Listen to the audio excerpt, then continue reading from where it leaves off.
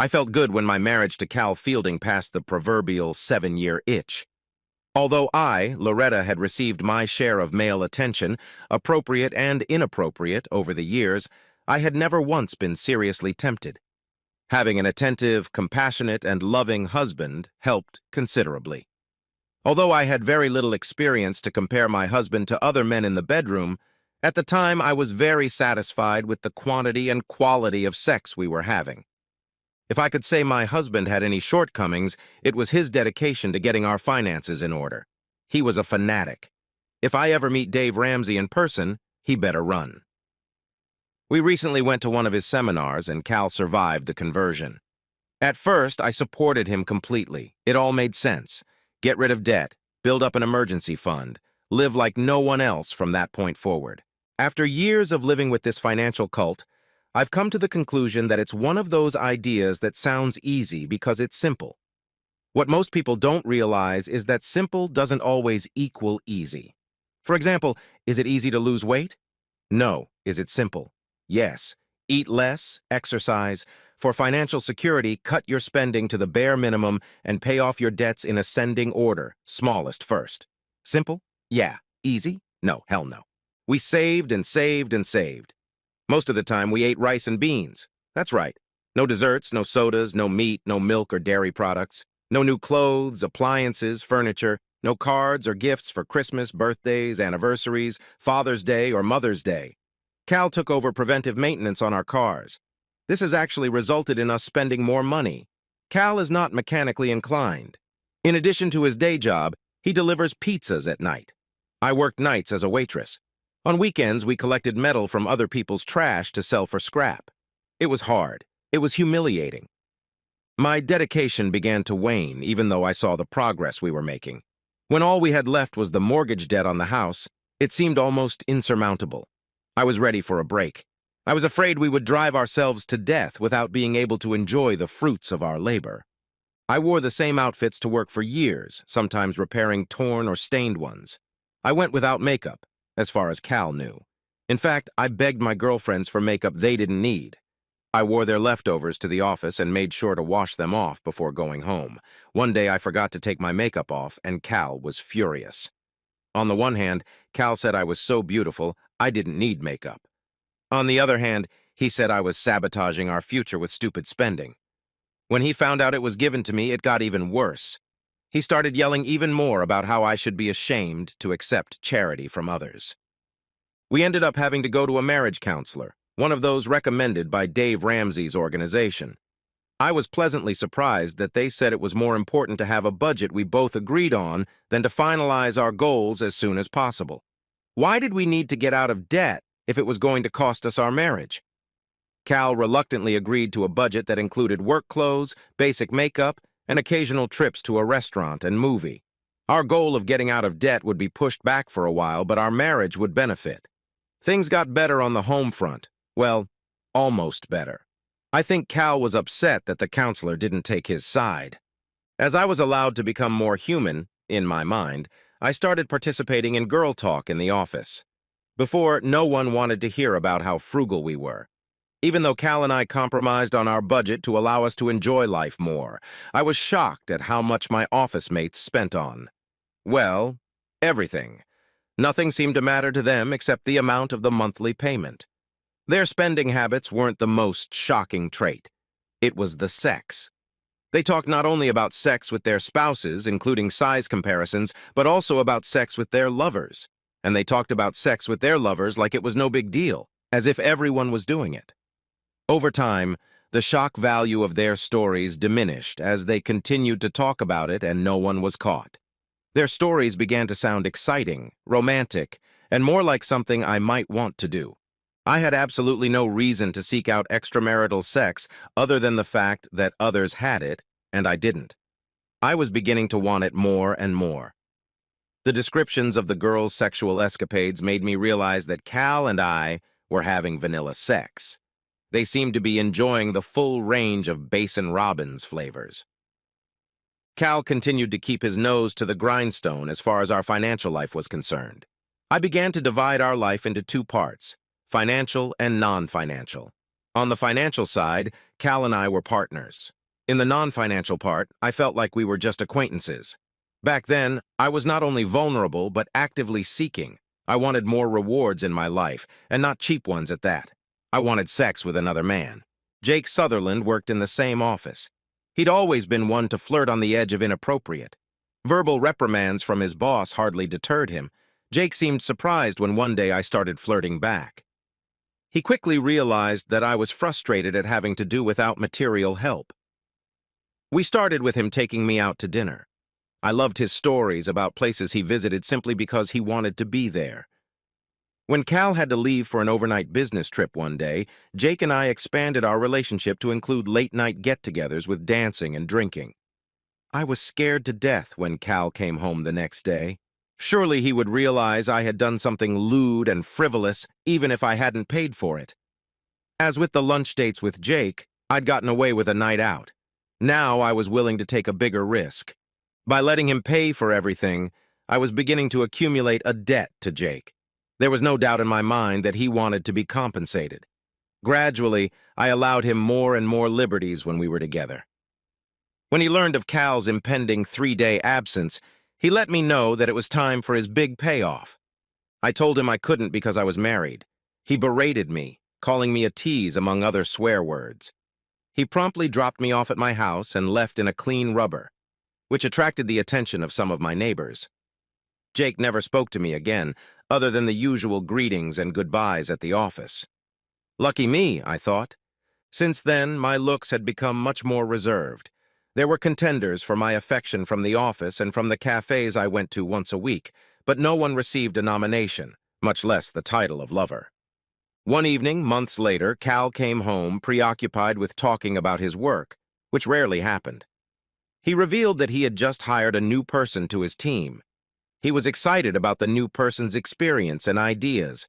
Cal told me that he would have to work late some nights to get the new employee up to speed on current projects. I knew that the phrase "having to work late" was used by my coworkers as a euphemism for an after-hours affair. I thought about his options for a mistress. His secretary was a little older than us, but she had big breasts and a butt. All the other female employees were married, but that didn't matter much in my office. He had plenty of options to choose from. On the second night of his supposed overtime, I couldn't take it. My curiosity was working overtime, assuming he wasn't working. I drove to his office and parked on the street from where the parking lot was visible, but not too visible myself. At 10 o'clock, Cal came out with a man I didn't recognize. The woman hadn't been there before. I figured it was the new guy he'd told me about. They said goodnight to each other, separated, and headed for their cars, of which there were only 2 left in the parking lot. I got out of there as fast as I could, 3 minutes ahead of Cal. I was relieved. I was looking forward to the Christmas party at Cal's office. For once, I could be with Cal, eating and drinking to my heart's content without criticizing him for being wasteful. He even let me buy a new dress on sale at Goodwill. The highlight of the evening was meeting Paul, the new man. My goodness, he was handsome, trim, and his smile made me blush. He was accompanied by a woman who I was sure was a Playboy bunny. Although she was short in stature, she had large breasts and buns. Her dress showed off both. All in all, she exuded sexiness. Cal introduced me to Paul. Paul introduced me to Brandy. We sat together at a table. I had a hard time not staring at Paul. Paul and Brandy got up to dance. Cal informed me that Paul had met Brandy just a few days ago. He said, "Paul is a magnet for girls, a magnet of industrial strength. In fact, the ease with which women fall for him is just one part of his very privileged life. His parents are wealthy, and Paul is about to inherit from his grandfather. Obviously, his studies and sports come easily to him. However, at the office, he doesn't slack off and is reluctant to work hard. I think I'm envious.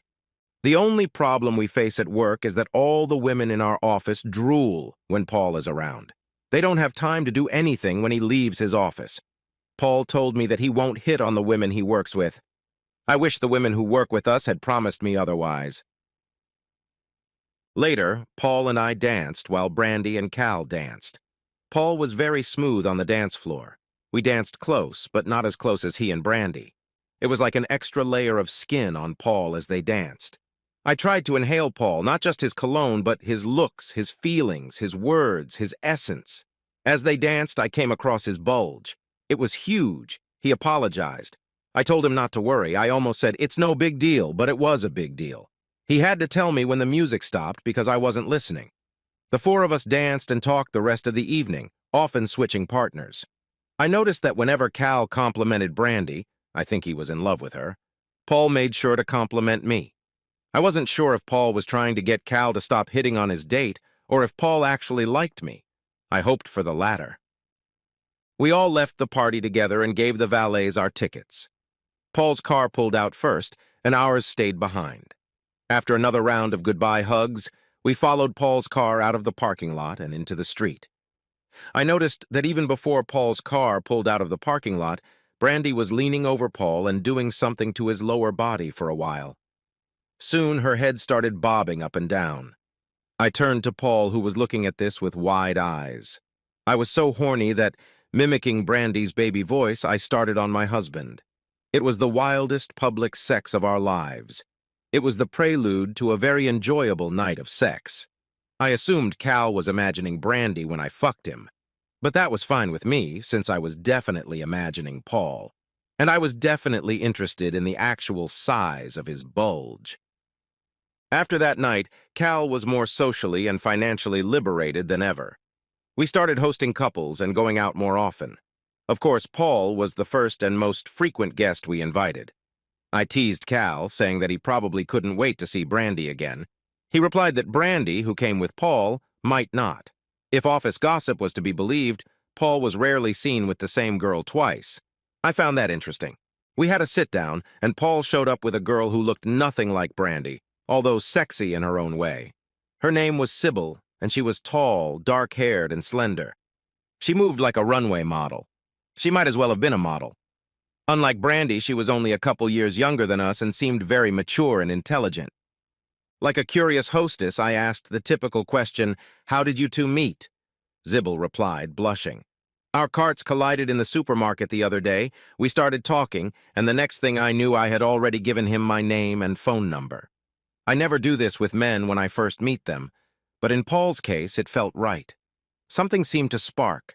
He surprised me by calling later that evening and asked me to do him a favor and accompany him to this celebration. I agreed to do so. Then again, I wouldn't do something like that with someone I barely knew. So, as you can see, Paul and I are just beginning to get to know each other." Later, I made Sybil stand alone. "I guess I should tell you that Paul doesn't usually keep girlfriends this long. I don't know exactly for what reason. Well, I'm not a girlfriend yet, but everything I've seen and heard from him makes me want one. Can you tell me how I should act around him?" "Not really. I guess just be honest with him." "Thank you." Sybil's behavior was far more restrained than Brandy's, but that made it no less effective. He laughed appropriately at Paul's jokes, listened intently to everything he said, and she often put her hand on his arm to show subtle affection. I was jealous. I would have loved to have clung to Paul anywhere. Sybil was doing quite well. She lasted 2 months. We didn't know any details about their relationship. Paul never proposed, and we never asked. One day at dinner, Paul brought Julie instead of Sybil. It was as if Paul said next, and the beautiful girl agency sent him the next couple. Of course, she was gorgeous, too, this time with red hair and a body type something between Brandy and Sybil. We danced that evening and switched partners several times. This time, I didn't fail to check out Paul's bulge. Paul apologized again. "I'm sorry, Loretta. I hope you don't think I'm being rude. It's hard for me not to get aroused dancing with a beautiful woman like you. I'm very sorry." "No," I thought. Did I really just say that? Oh shit, the cat's out of the bag. Paul smiled devilishly. "In that case, come here, my dear." He pulled me closer to him, and we rubbed against each other for the rest of the dance. When we sat back down, I hoped Cal hadn't noticed the lustful look in my eyes when I looked at Paul. Paul, on the other hand, hadn't changed. When we started dancing again, we continued where we left off. At the end of the song, Paul whispered, "Loretta, I have to kiss you tonight. Please make it happen." I had already surveyed possible hiding places. Go to the bathroom after me. A few minutes later, I excused myself to go to the bathroom. Julie didn't offer to go as she had gotten more possessive after seeing Paul and I dancing. I went to the restroom, used it, and went back outside. When Paul came in, I led him over to the balcony door and opened it. A strong gust of cold wind blew in on us. I didn't care. I was more than warm inside. After making sure no one could see us, Paul and I nestled our lips against each other almost immediately. After too short a time, he said, "I think we should get back to the house before they miss us." "I know, Paul, but I don't want to." We managed to pull out and go back separately. Julie stared daggers at me. Cal looked uncomprehending. Julie made sure she spent the rest of the evening dancing with just Paul. I was still reeling from my first kiss with Paul. It was more than 3 weeks before Cal or I talked about Paul. Cal had been promoted, which meant 2 things. We would be able to pay off the mortgage faster, and Cal would have to travel more. He actually had a trip coming up that meant he would be gone for a whole week.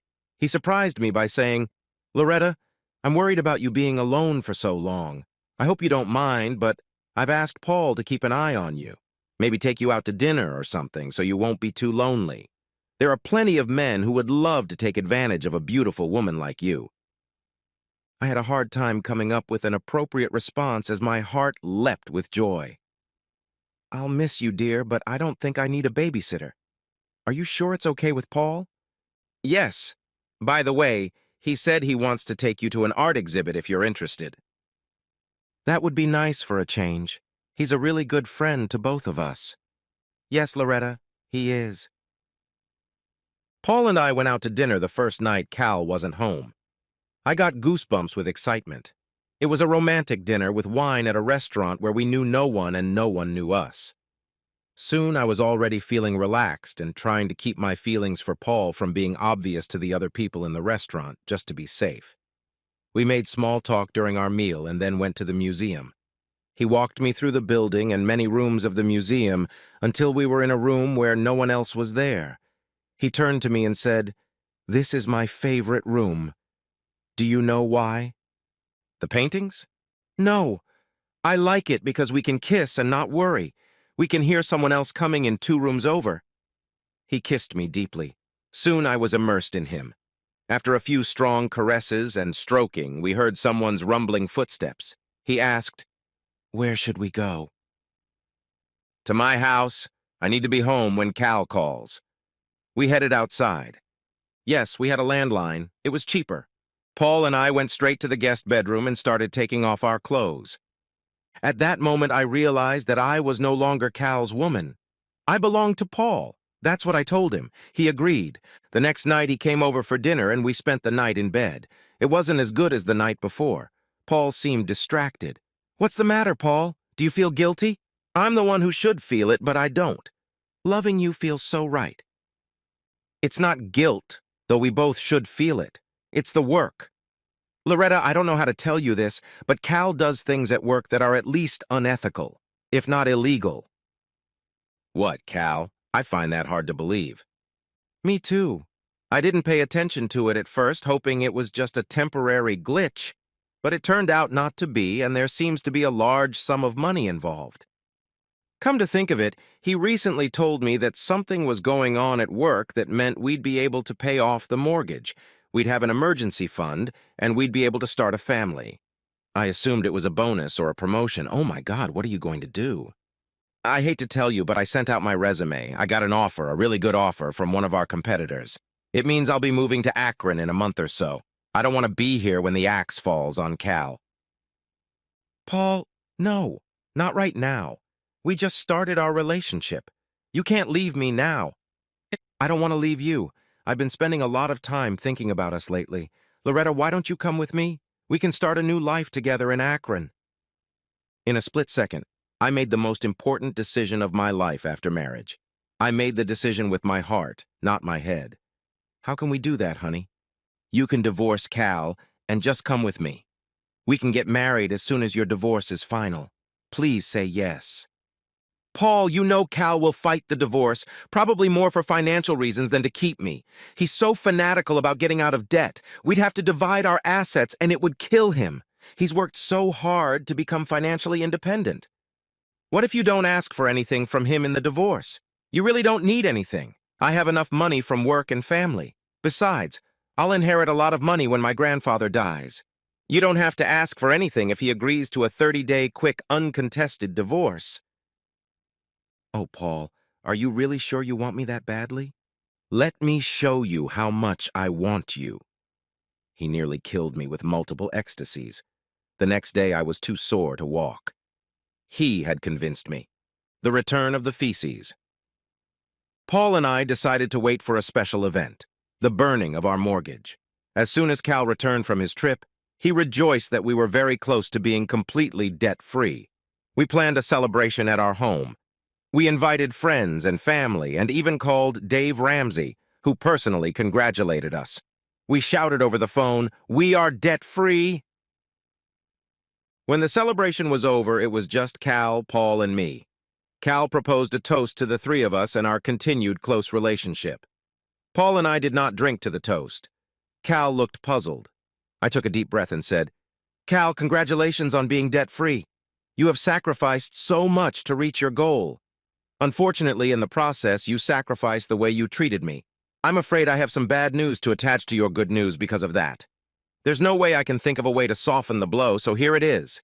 In this envelope is your copy of my divorce petition. I didn't want you to be handed it and humiliated in your office." Divorce? What divorce? Oh, now I get it. This is a prank. You almost had me fooled. Were you in on it too, Paul? More than you realize, I'm afraid. Cal, this is my resignation letter. I'm sorry I did this to you, and it's getting worse. I'm leaving soon for a new job, and Loretta has agreed to go with me as my future wife. Cal sank heavily onto the couch. I can't believe it. Loretta, we've both worked hard to realize our dream, and now it's come true. How could you betray me and our marriage? I was ready to talk about having kids. Damn it. And you, Paul, I thought we were best friends. I've got 2 daggers in my back. Fuck you both in the ass. I spoke up. Cal, you'll see on my statement that I'm not asking for anything but my personal belongings, my car, and the money in my own savings account. I'm asking that you sign it and agree to an express divorce. Let's get this outrage over with so we can both move on. I'm having a hard time figuring out what all this means for my life. My first thought is that if what you say is true and you won't take any of our money, I'll sign. I know that in a normal divorce, I would only get half at best. As for the 30-day option, I can't wait to get rid of both of you as soon as possible. Just the sight of the 2 of you and the realization of what you must have been doing behind my back makes me sick. Get out now, both of you. We thought you might react this way. I already have a packed bag in my car. I'll pick up the rest of my stuff when you leave for work tomorrow. I'm staying with Paul until we leave town. I'm sorry, Cal. You probably deserve someone better than me. You're still relatively young, handsome, and financially in great shape. A lot of women would consider you a great catch because that's what you are. You're just not good enough to want to keep me. Like I said, get out, or I swear to God I'll... Paul and I walked away. I was crying, and Paul had tears too. We assured each other that we had done the right thing, even though we had hurt a man we truly admired. Paul worked for a few more weeks, enough to make it easier to replace him. I noticed that Cal had put our house on the market.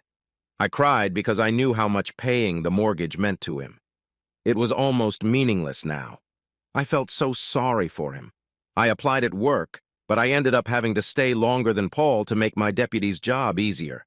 He took advantage of that time and got ahead of me to find us a place to live in Akron. He sent me videos of potential homes to help me choose our new home. I stayed, worked, and packed. Just before I finished my work, the decision to divorce came up. I thought about calling Cal to thank him for many years, but was afraid to pick at the wound he was probably feeling. After packing my things, I called Paul, as I had done every night since he'd left. This evening, his phone message said the number was no longer in service. I tried again. Same message. I tried calling the hotel where he was staying. There was no such person registered. Early the next day, I called his cell phone again. Same message. I started to panic. I called his and Cal's old office. HR said they only had the same number I dialed. As a last resort, I asked to speak to Cal to see if he knew anything. I fainted when I heard, "Cal doesn't work here anymore. He quit at the same time Paul did." I heard they both got jobs at the same place. I woke up from my fainting spell at a complete loss. I called their office back and was told that they had not been informed of the new company they had moved to work for. I asked if they knew of a similar company in Akron. They didn't. The real estate agent who was selling our house informed me that he worked through Cal's attorney who had power of attorney. As I suspected, Cal's attorney was not authorized to disclose anything about his whereabouts. However, he said that Cal had asked him to tell me that Cal would send me a letter explaining what had happened. Despite my despair and anger, I had a lot of work to do. I managed to rescind my resignation and return to my old job. I arranged for the landlord to take over Paul's apartment rent. I had to transfer the utility bills from Paul's name to my own. I had to open a new checking account with what little money I had. I had to take out a loan against my 401k to start a new life, obviously alone. One of my main activities was crying. I cried a lot. A month after I was dumped, a letter arrived. No return address. I was so curious to know why this had happened that I ignored my fear of the contents and quickly opened it to read it. Dear Loretta, this letter is from both of us. The first part is from Cal. I'll get right to the point. You can thank your old lover Jake for setting this whole thing up. He told me about you two fooling around, told me to get back at you for not wanting to continue your affair. I was devastated. Completely and utterly devastated. I thought you and I were on the same page about our marriage and our future. We were both sacrificing ourselves for the same goals, and then Jake made me realize I was wrong. I came up with a scheme to test you in case it was a one-time fling with Jake. I paid a few guys to hit on you, and even though you didn't sleep with them, it turned out it wasn't that you didn't want to sleep with them, it was that they weren't the kind of guys you'd sleep with. The solution came when I found out Paul was single. Paul was the younger brother of a good friend of mine growing up. He always wanted to spend time with us. We let him, for a price. We thought we'd teach the little brat not to mess around with the older boys. We took advantage of him by making him do all sorts of naughty things, some of which were sexual in nature. As he grew up, he became so handsome that girls flocked to him, and he became adept at getting girls to hit on him. When I was in college, I invited Paul and his brother to a ball game and the party afterward. When we got back to my apartment, we were already drunk. His brother had passed out. Paul and I got to talking. He asked me if I remembered our days playing circle jerk. I replied that I remembered them leading to some of the most pleasurable ejaculations I had ever experienced. He asked if I wanted to do it again now. I asked how we could do it since it was just the two of us. He offered to show me how to do it. To make a long story short, Paul announced that he was bisexual, but leaning toward homosexuality. He said he always wanted to be with me. I thanked him, but I was going to marry a woman. He asked me not to forget about me. When I called him and asked what would I do if you cheated on me, he readily agreed. We both knew he wanted to be with me again. I was surprised at how well he was doing in the office. Gradually, we became lovers. The fact that you and I were married no longer mattered. I decided that your infidelity had broken our marriage vows for both of us. We changed our revenge plan so that he and I would leave together, leaving you with nothing. You could probably find us if you tried, but why try? No crimes have been committed. No money was stolen from you. Paul broke his promise. Good luck prosecuting him for that. Paul. Loretta, I imagine my betrayal may have hurt you the most. On the one hand, I'm sorry. You are a very attractive woman, and I enjoyed our intimate relationship. But the fact is, I've known and loved Cal longer than you have. When he called me and told me about this scheme that would lead to your divorce, I was shocked. You may be asking yourself, how could I have done this to you? I'm afraid it was simple for me. You had Cal. You left him for sex with other men. All you had to do to keep him was keep your legs crossed. I sympathize with you a little, but not much. It's hardly any consolation to you, but I'll do my best to make him happy. I know I would never cheat on him with a woman or another man. Loretta, don't try to get him back. He's mine now. Your ex-husband and lover, Cal and Paul. Epilogue. The story you have just read was written as part of the intensive therapy I have been attending since my fall from grace. I had no trouble blaming myself for the situation and preparing myself to not repeat my mistakes in the future. Most of all, I struggled with anger at Cal and Paul for the deception they set up for me and anger at myself for falling for it. I'd really wanted revenge. I still have thoughts of accidents, fatal STDs, being beaten up late at night by unknown people or castrated. My favorite thing right now? All of the above. One nice thing happened at work. Several women who bragged about their affairs have been caught. So far, there have been 2 divorces and mandatory counseling for another couple.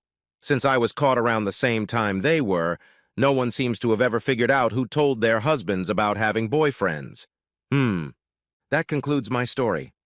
I gotta go. Excuse me, what's that smell? Oh yeah, some bitch is on fire. For some reason, I find it easier to take in when I'm not alone. Disclaimer. Although the heroine of this story had a bad opinion of Dave Ramsey and his theory of finance, I don't think so. I've seen several examples where the lives of couples working his system have changed for the better.